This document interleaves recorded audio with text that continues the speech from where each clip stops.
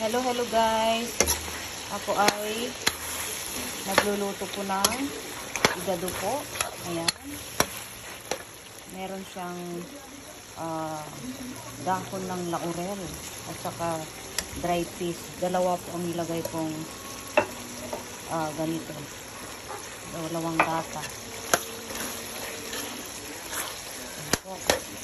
Tapos, dahil okay na po, lagyan na natin ang vegetable.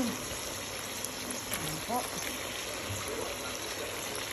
Lagyan na natin ang vegetable, guys. At saka sibuyas. Ayan. Pagsabayin na natin. Ayan po.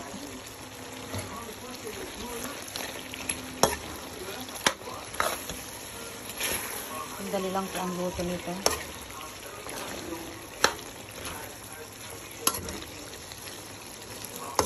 Ayan, nilagay na natin ang vegetable. Chinese, ano ba yun? Nakalimutan. Pangalan sa kayong sibuyas, guys. Ayan. Kunti lang ang luto niyan. Ayan, nilagay na natin ang vegetable at saka sibuyas, pinagsabay.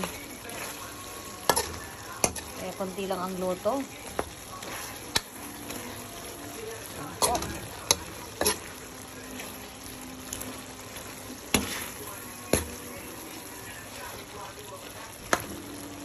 Ayan ang ating igado.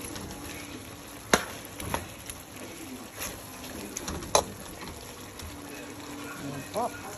May liver pa. Ayan, may liver pa. Tapos, may dry fish. Ayan, 2 lata ang nilagay natin na dry fish. Ayan. Okay. Pakuluin lang natin 1 beses. Ayan, pakuluin lang natin 1 beses, guys.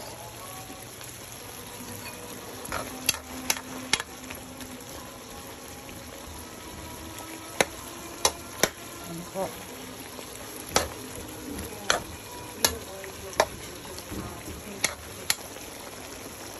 Ayan guys, luto na po ang ating igado. Ayan, okay na po yung vegetable niyan.